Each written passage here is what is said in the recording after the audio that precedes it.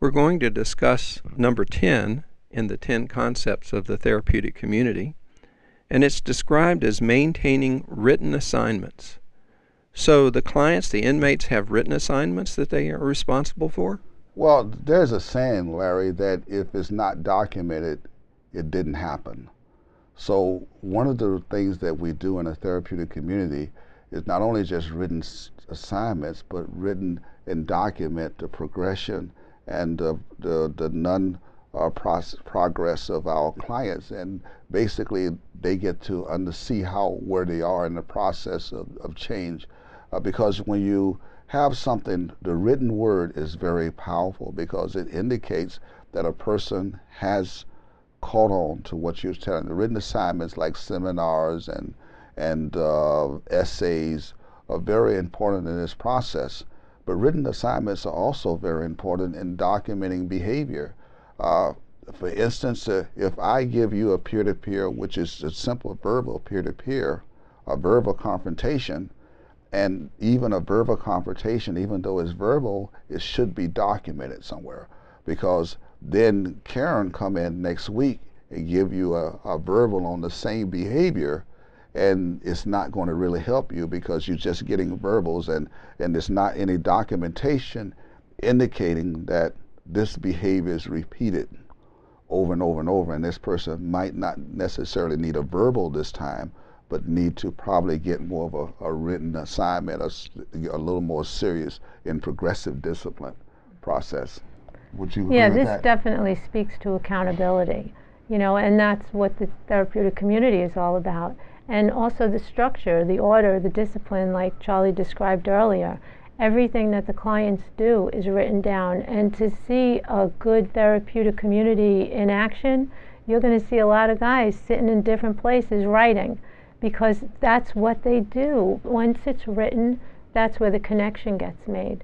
We tell them that if you put your feelings onto paper, you'll be able to see it and sort it out, kind of make sense of it. So the first thing that we give them when they walk in the door is a feelings log. And we ask them to record their feelings every single day. When they meet with their counselors, they get treatment plans. And within those treatment plans, there's written assignments, because we're asking them to take all of this stuff that they come in with and put it on paper and take a look at it, and maybe we can do something else with it. It becomes workable after it becomes real.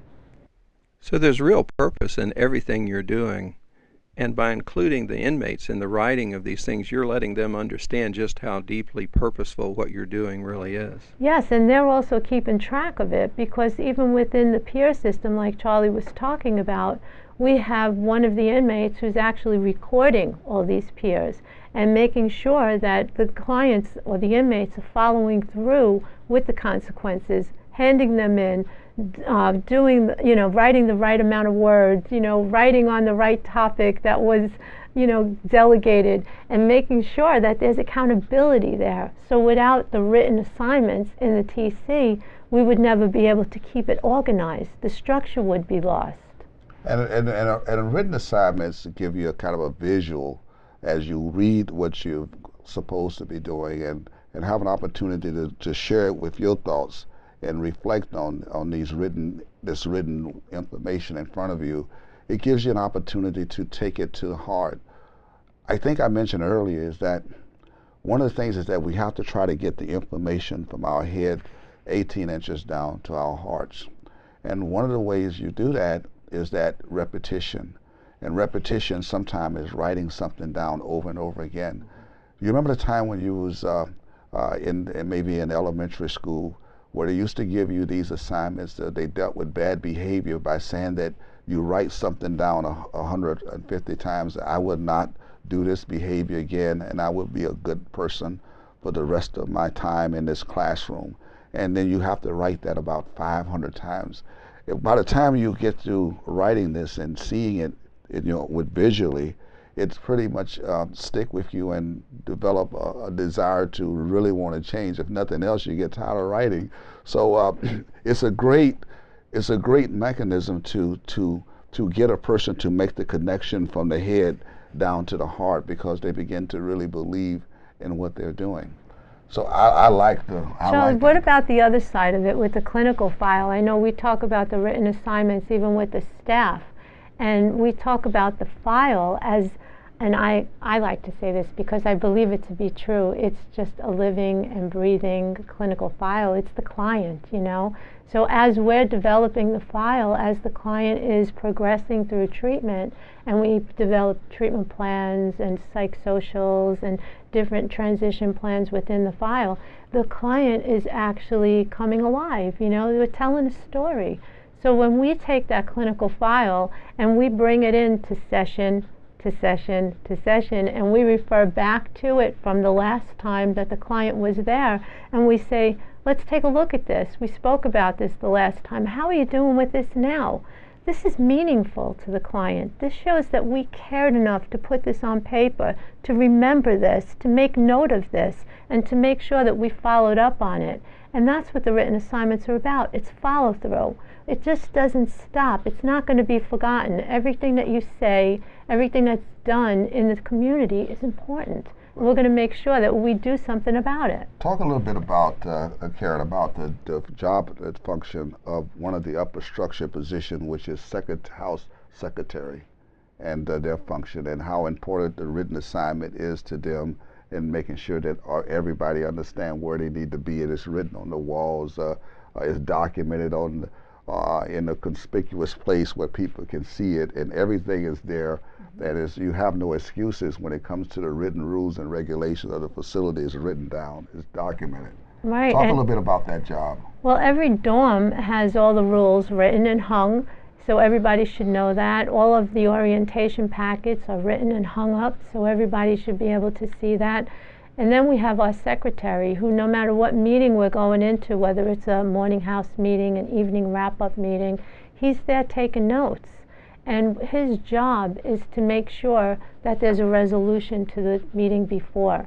So he's going to help the coordinator to give him the information from the previous meeting so that there's follow-through. Because without the follow-through, we won't have trust in the community.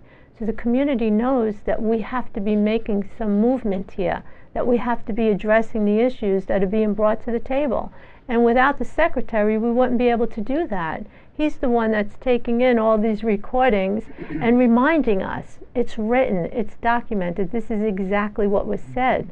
So even if there's a conflict from week to week in a house meeting, we can say, well, look guys, you said this last week, here it is. And again, it speaks to accountability. Another perfect example of the written assignment is that what we call conflict resolution, wherein people say, for instance, I'm having a conflict with you, Larry, and there's a problem. Well, what I do is that in order to resolve that, I have to go to you face to face and see if we can resolve it. But if there's a problem with me trying to get a resolution with you, I get a couple other facilitators, and that's when everything is documented, where the facilitators give us the rules of this one-on-one that we're about to have, you and I. And then when they give us the rules, which is no cross-talking or whatever the rules are, then they document our conversation with the conflict that we're having. We do this in case this conflict is not resolved, that we have to take it further, maybe in a group setting, and somebody, you or I, might in the end might have to be terminated as a result of the fact that we can't live together in this community because there's a serious conflict that could escalate into something much more serious. So documentation and written assignments all goes together because everything has to be documented. If that was never documented, it never happened. So it's important that those things are documented. So the entire community, it sounds like, with the staff and the inmates, the clients working together, are constantly journaling every client's progress. Is that right?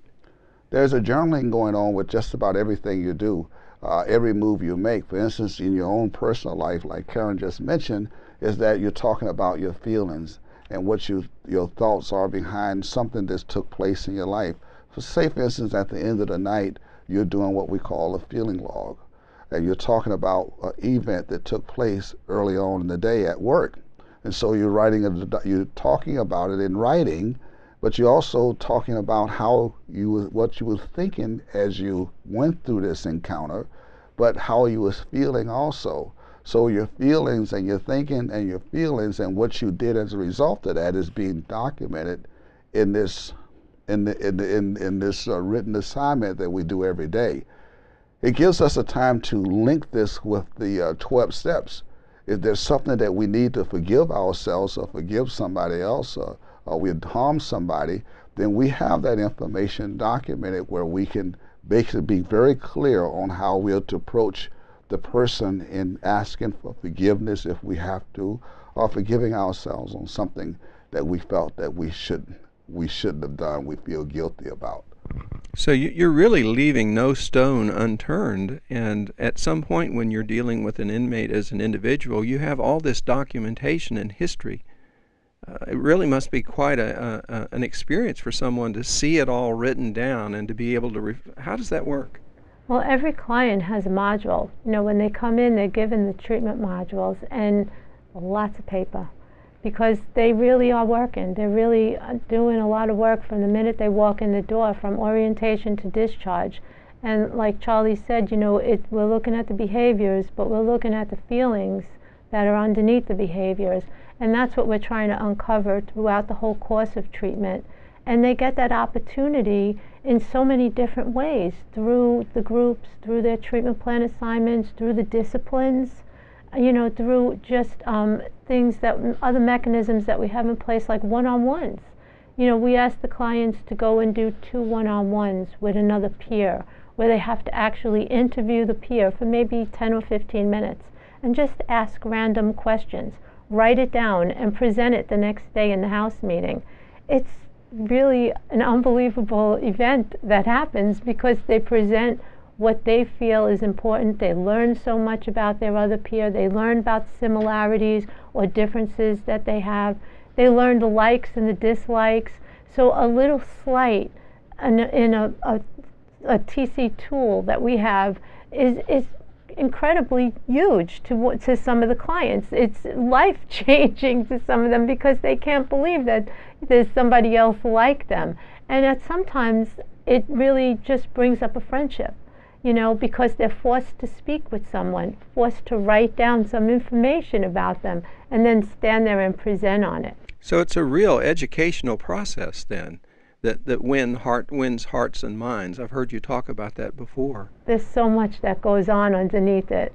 When they're writing about each other and when they're writing about themselves, they're really getting out so much that they have not had the opportunity to express prior to sitting in the TC, because they're just so not used to doing something in this manner. And when they take it and they present on something in front of the group, and they're standing there with that piece of paper, they are really coming from the heart, because they know that if not, they're going to be challenged by the rest of the guys that is sitting there listening to them. And it gives you an opportunity to reflect. And I like the idea, because you have this opportunity to reflect on something. It makes you dig deep.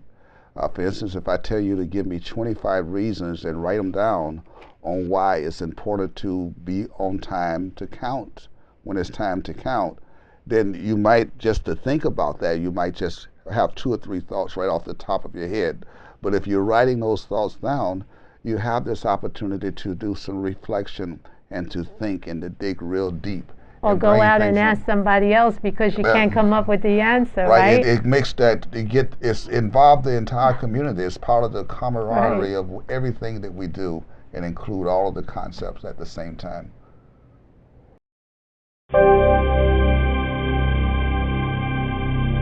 Thank you.